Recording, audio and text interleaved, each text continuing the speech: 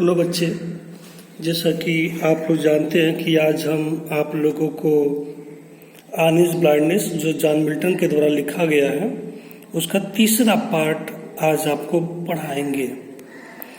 और पहले पार्ट में हमने बताया था जॉन मिल्टन के बारे में कि 44 वर्ष की उम्र में अंधे हुए, और दूसरे पार्ट में हमने बताया कि अपने अंधेपन पर उन्हें बहुत ही दुख है।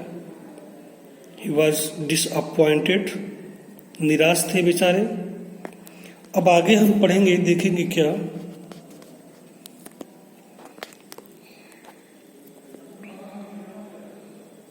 कवि जो था वो ईश्वर में असीम आस्था रखता था और ईश्वर के दंड से उसे बहुत ही डर था। तभी तो उसने वहाँ पे लाइन लिखा है, रिटर्निंग चाइल्ड, कहीं वापस जाने पर वो मुझे डांटे ना। ठीक है, अब आगे हम देखते हैं। आई फाइनली आस्क, मैं उत्सुकतापूर्वक पूछा। यहाँ तक बहुत बात हो चुकी थी, अब देखिए।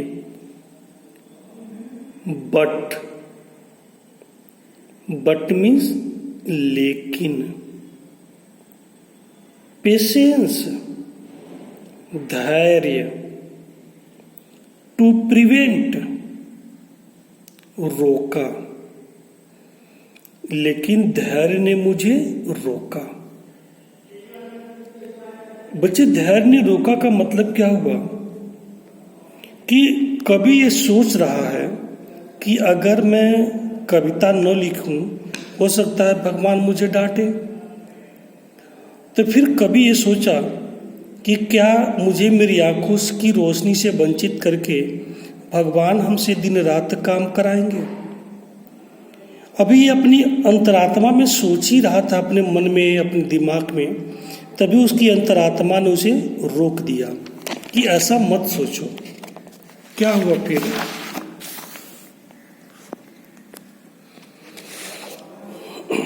उसकी अंतरात्मा ने प्रिवेंट रोका, दैट, उस मरमर बड़बड़ाहट को, सून रिप्लाइज, सून का मतलब जल्दी ही और रिप्लाइज का मतलब जवाब भी दिया।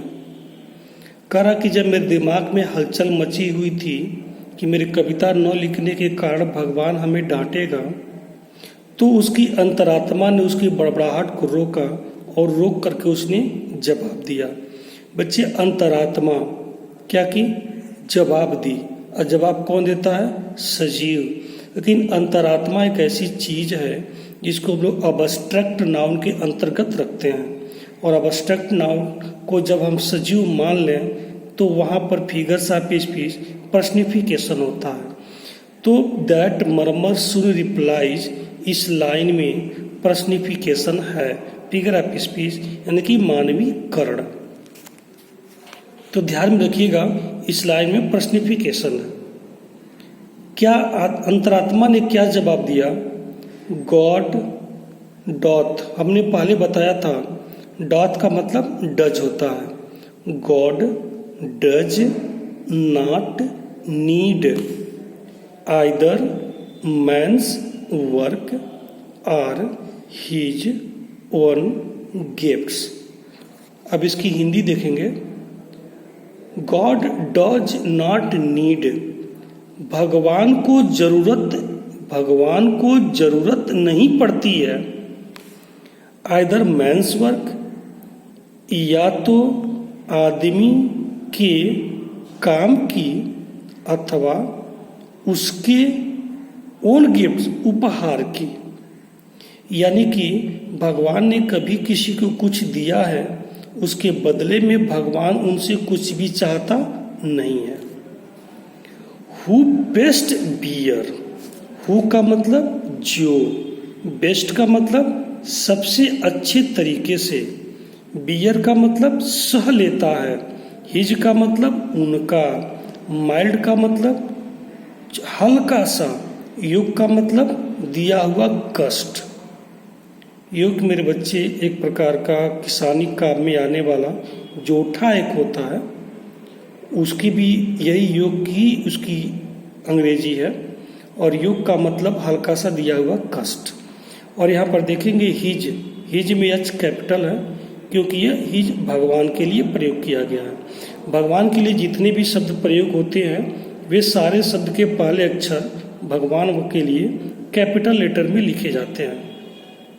यहाँ कह रहे हैं हु बेस्ट बियर, जो सबसे अच्छे तरीके से सह ले, हिज माइल्ड योग, उनका हल्का सा दिया हुआ कष्ट, दे सर्व हिम बेस्ट, दे का मतलब वे लोग ही, सर्व का मतलब सेवा करते हैं, हिम का मतलब उनकी, किनकी, भगवान की, यस कैपिटल है, बेस्ट का मतलब सबसे अच्छे तरीके से।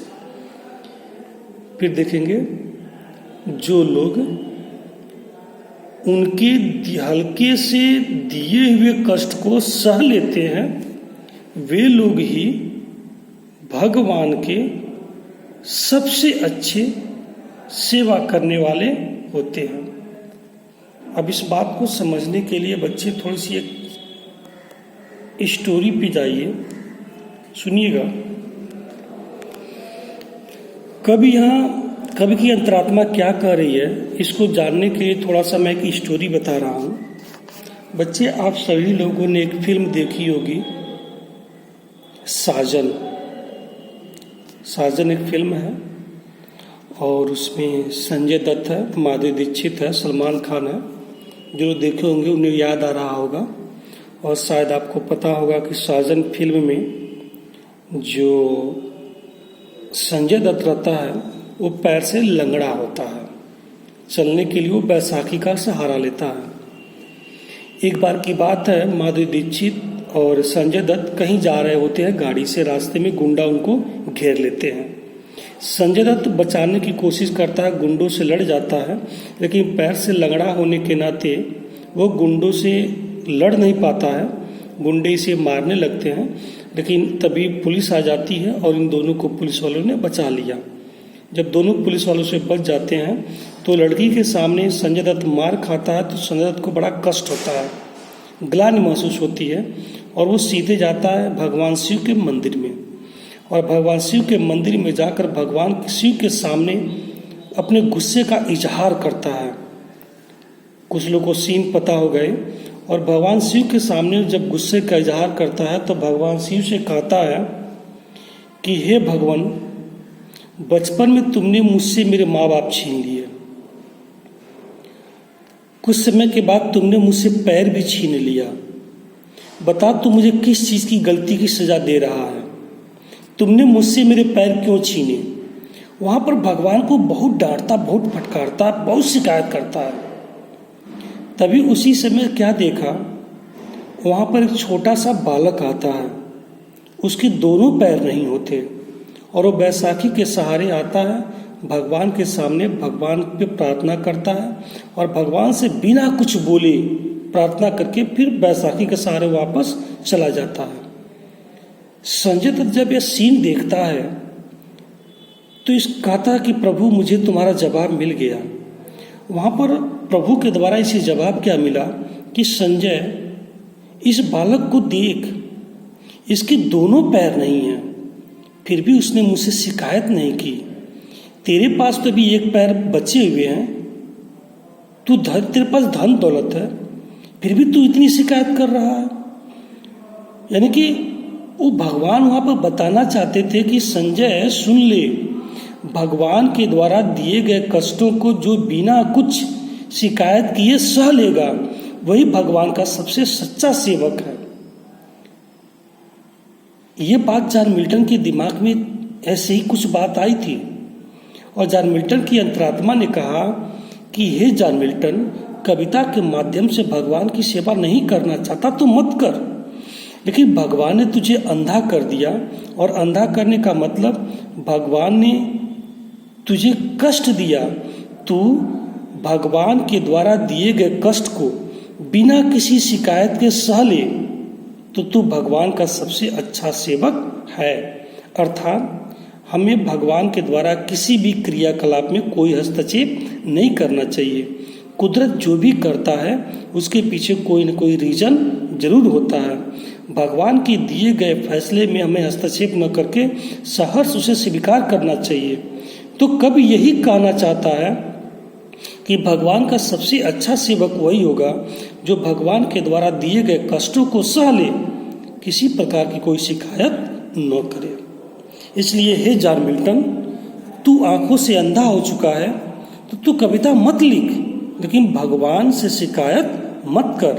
तेरी सबसे अच्छी सेवा यही है कि तू उनके द्वारा दिए गए कष्टों को बिना शिकायत किए ही बर्दाश्त कर। फिर अगला स्टैंजा देखेंगे। आगे अंतरात्मा क्या कहती है? हिज स्टेट, ये हिज यहाँ पर भी भगवान के लिए है। हिज स्टेट, उनकी स्थिति, इज किंगली, राजा की तरह है। भगवान का जो पोजीशन है, भगवान की जो स्थिति है, वो राजाओं की तरह होती है। भगवान तो राजाओं का भी राजा है, वह ऑलमाइटी हैं, वह सर्वशक्तिशाली हैं। Thousands at his biding speed, thousands का मतलब हजारों, या हजारों का मतलब हजारों देवदूत।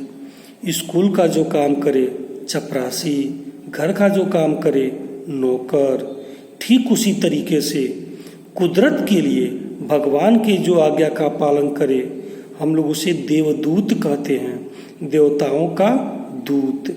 और थाउजेंड्स यह मतलब होता है हजारों देवदूत। एट हिज बाइडिंग, एट का मतलब पर, हिज का मतलब उनके, बाइडिंग का मतलब आदेश।